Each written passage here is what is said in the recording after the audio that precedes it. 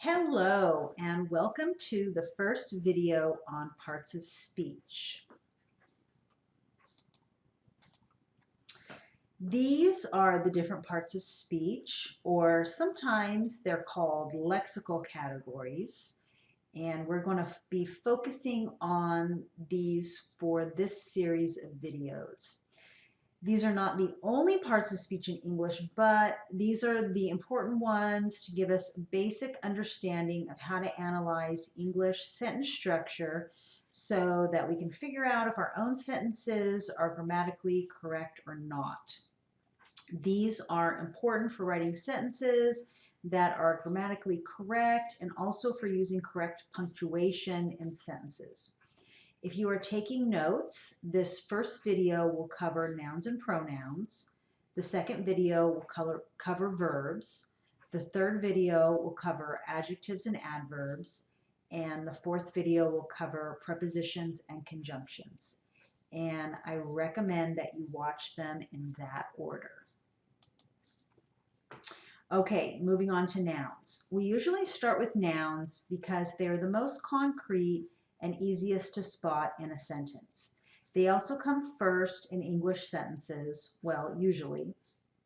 There is also an overly simplified definition that some of you may have heard when you were younger, and that is person, place, thing, or idea.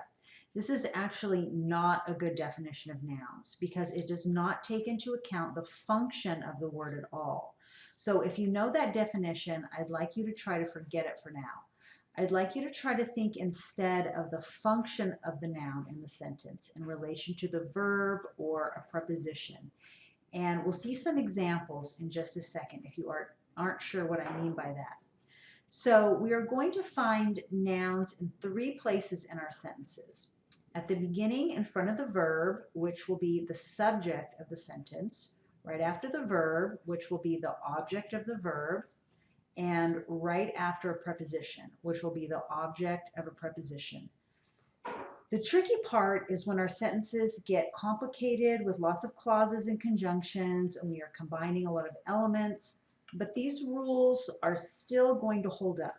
The examples we are going to see in this video and this series of videos are really pretty simple, but it's important to really understand the basics before we move on to analyzing more complex structures, so bear with me. Okay, here are a couple of sentences for us to take a look at. In the first sentence, we can see the first word, parking, is the subject of the sentence, and so it is the first noun of the sentence.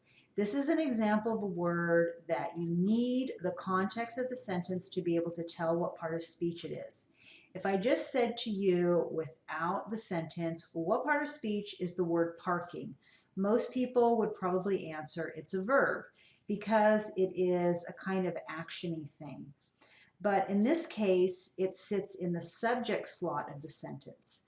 And we can replace it with the word it, and it would not change the structure of the sentence at all. And then when we get to the next video on verbs, you'll see that this word parking actually doesn't meet the criteria for being a verb.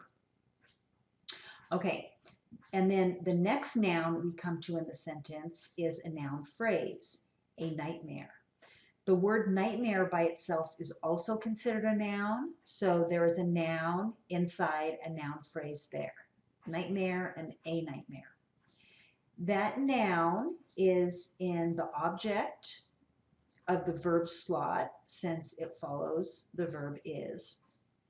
At the end of the sentence, we have something a bit complicated, the first week of class. The whole thing is a noun phrase that is the object of the preposition during. We could replace the whole thing with one single word, then. So parking is a nightmare during then, kind of works. But inside that noun phrase, we've got a lot of stuff. The first week of class is a noun phrase. The single word week is also a noun. The single word class is the object of the preposition of. This is what we call embedding. when there are structures inside of structures. We do this kind of thing all the time in our spoken language. And our goal is to be able to translate it to more complex and sophisticated written language. Okay, now for sentence number 2. There are 2 noun phrases there. The first one is the subject of the sentence, your dog. Even though it is not the very first word of the sentence, that's because this is a question. So sometimes when you have a question or some other type of change to the clause structure, the verb and the noun might switch places in some cases. And that's what's going on here. The verb is in 2 parts in this sentence, does like, and half of it moved because of the question formation. But still, the thing that this sentence is focused on is your dog.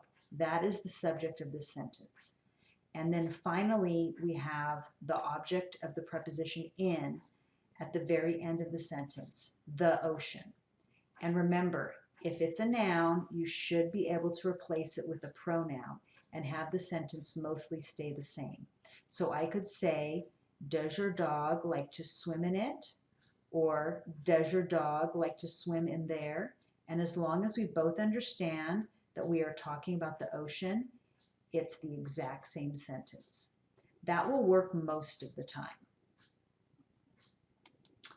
Okay, pronouns are these words that really have no meaning on their own, but that stand in for a noun that we have been previously referring to. These are all words that you already know. There's nothing tricky about these except for when our sentences get really complex.